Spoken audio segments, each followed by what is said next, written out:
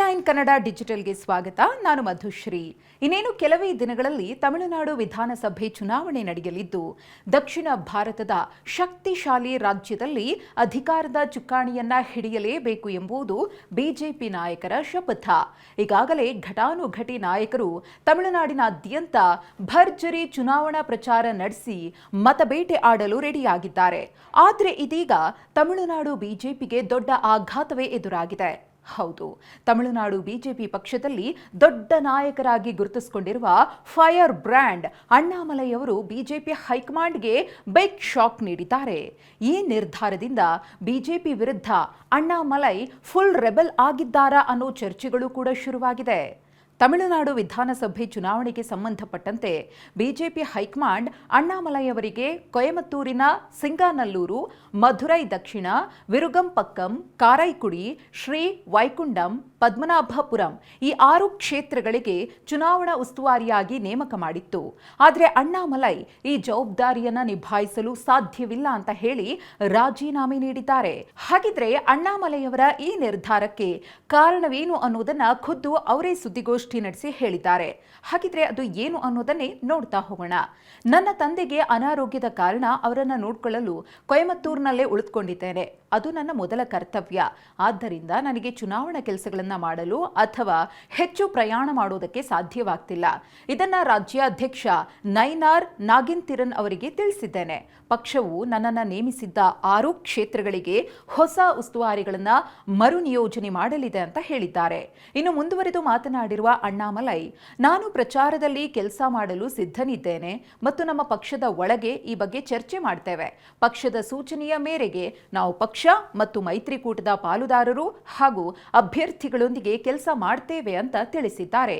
ಇನ್ನು ಈ ವರ್ಷ ಅಣ್ಣಾಮಲೈಯವರು ಚುನಾವಣೆಯಲ್ಲಿ ಸ್ಪರ್ಧಿಸಲಿದ್ದಾರೆ ಎಂಬ ಪ್ರಶ್ನೆಗೆ ಉತ್ತರಿಸಿದ ಅವರು, ಈ ಬಗ್ಗೆ ಸೂಕ್ತ ಸಮಯದಲ್ಲಿ ನಿರ್ಧಾರವನ್ನು ತೆಗೆದುಕೊಳ್ಳಲಾಗುತ್ತೆ ಮತ್ತು ಪಕ್ಷದ ನಿರ್ಧಾರದ ನಂತರ ಅದನ್ನ ಪ್ರಕಟ ಮಾಡ್ತೇವೆ ಅಂತ ಹೇಳಿದ್ದಾರೆ. ಆದ್ರೆ ಅಣ್ಣಾಮಲೈಯವರ ಈ ದಿಢೀರ್ ನಿರ್ಧಾರದ ಹಿಂದೆ ಬೇರೆಯದ್ದೇ ಕಾರಣಗಳಿವೆ ಎಂಬ ಬಗ್ಗೆ ತಮಿಳುನಾಡು ರಾಜಕೀಯ ವಲಯದಲ್ಲಿ ಚರ್ಚೆಗಳಾಗ್ತಿವೆ. ತಂದೆಯವರ ಅನಾರೋಗ್ಯ ಅಂತ ಅವರು ಏನ್ ಹೇಳ್ತಿದ್ದಾರೋ ಅದು ಕೇವಲ ನೆಪವಷ್ಟೇ ಅನ್ನೋ ವದಂತಿಗಳು ಕೂಡ ಇದ್ದಿವೆ. ಹಾಗಿದ್ರೆ ಅಣ್ಣಾಮಲೈಯವರ ಈ ನಿರ್ಧಾರದ ಹಿಂದೆ ಏನ್ ಕಾರಣಗಳಿರಬಹುದು ಅನ್ನೋದರ ಕಡೆ ಗಮನ ಕೊಡುವುದಾದ್ರೆ, ತಮಿಳುನಾಡಿನ ಒಟ್ಟು 234 ವಿಧಾನಸಭಾ ಕ್ಷೇತ್ರಗಳ ಪೈಕಿ ಕೇವಲ 6 ಕ್ಷೇತ್ರಗಳ ಉಸ್ತುವಾರಿ ನೀಡಿರುವುದು ಅಣ್ಣಾಮಲೈಯವರಿಗೆ ಬೇಸರವನ್ನ ತರಿಸಿರಬಹುದು ಎನ್ನಲಾಗ್ತಿದೆ. ಅಲ್ಲದೆ ಪಕ್ಷದ ರಾಜ್ಯಾಧ್ಯಕ್ಷ ಸ್ಥಾನದಿಂದ ಅವರನ್ನ ಕೆಳಗಿಳಿಸಿದ ಬಳಿಕ ಯಾವುದೇ ಜವಾಬ್ದಾರಿಯನ್ನ ನೀಡಿಲ್ಲ ಅನ್ನುವುದು, ಅಲ್ಲದೆ ಎಐಎಡಿಎಂಕೆ ಜೊತೆ ಮೈತ್ರಿ ಮಾಡಿಕೊಳ್ಳುವ ಸಲುವಾಗಿ ಅಣ್ಣಾಮಲೈಯವರನ್ನ ರಾಜ್ಯಾಧ್ಯಕ್ಷ ಸ್ಥಾನದಿಂದ ಕೆಳಗಿಳಿಸಲಾಯಿತು ಅನ್ನೋ ವದಂತಿಗಳು ಕೂಡ ಇವೆ. ಇನ್ನು ಪಕ್ಷದ ಕಾರ್ಯಕ್ರಮಗಳಲ್ಲಿ ಅವರಿಗೆ ಇತ್ತೀಚಿನ ದಿನಗಳಲ್ಲಿ ಹೆಚ್ಚಿನ ಪ್ರಾಮುಖ್ಯತೆಯನ್ನ ನೀಡ್ತಿರಲಿಲ್ಲ ಎಂಬ ಆರೋಪಗಳು ಕೂಡ ಕೇಳಿಬಂದಿದ್ದು, ಎಲ್ಲೋ ಒಂದು ಕಡೆ ಪಕ್ಷದ ಈ ನಿರ್ಲಕ್ಷ್ಯ ಧೋರಣೆ ಅಣ್ಣಾಮಲೈ ಬೇಸರಕ್ಕೆ ಕಾರಣವಾಗಿರಬಹುದು ಎಂಬ ಚರ್ಚೆಗಳು ನಡೀತಿವೆ. ಹೀಗೆ ಪಕ್ಷ ತಮ್ಮನ್ನ ನಡೆಸಿಕೊಂಡ ರೀತಿಯಿಂದ ಅಸಮಾಧಾನಗೊಂಡಿರುವಂತಹ ಅಣ್ಣಾಮಲೈ ರೆಬೆಲ್ ಆಗಿ ಈ ನಿರ್ಧಾರವನ್ನು ತೆಗೆದುಕೊಂಡಿದ್ದಾರೆ ಅನ್ನುವುದು ಸದ್ಯದ ಕುತೂಹಲಕಾರಿ ವಿಷಯ.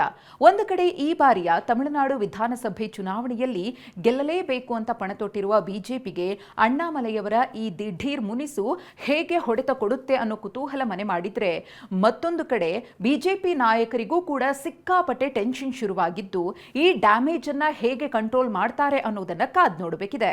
ಇನ್ನು ಅಣ್ಣಾಮಲೈಯವರ ಹಿನ್ನೆಲೆಯ ಬಗ್ಗೆ ಹೊಸದಾಗಿ ಹೇಳಬೇಕಿಲ್ಲ. ಯಾಕಂದ್ರೆ ಅಣ್ಣಾಮಲೈ ಖಡಕ್ IPS ಅಧಿಕಾರಿಯಾಗಿದ್ರು.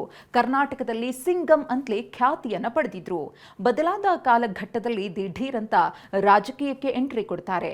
ಬಿಜೆಪಿ ಪಕ್ಷ ಸೇರಿದ ಅವರು ತಮಿಳುನಾಡು ರಾಜ್ಯದಲ್ಲಿ ಪಕ್ಷದ ಉನ್ನತ ಹುದ್ದೆಗಳನ್ನು ಕೂಡ ಅಲಂಕರಿಸಿ ತಮಿಳುನಾಡು ಬಿಜೆಪಿ ಘಟಕದಲ್ಲಿ ಪ್ರಭಾವಿ ನಾಯಕರಾಗಿ ಬೆಳೆಯುವುದಕ್ಕೆ ಆರಂಭಿಸುತ್ತಾರೆ. ಆದರೆ ಇತ್ತೀಚಿನ ದಿನಗಳಲ್ಲಿ ಬಿಜೆಪಿ ಹೈಕಮಾಂಡ್ ನಾಯಕರ ಒಂದಷ್ಟು ನಿರ್ಧಾರಗಳು ಮತ್ತು ತಮಿಳುನಾಡು ಬಿಜೆಪಿ ಘಟಕದಲ್ಲಿನ ತಿಕ್ಕಾಟಗಳು ಅಣ್ಣಾಮಲೈಯವರ ರಾಜಕೀಯ ದಿಕ್ಕನ್ನೇ ಬದಲಾಯಿಸಿದಂತೆ ಕಾಣಿಸ್ತಾ ಇದೆ.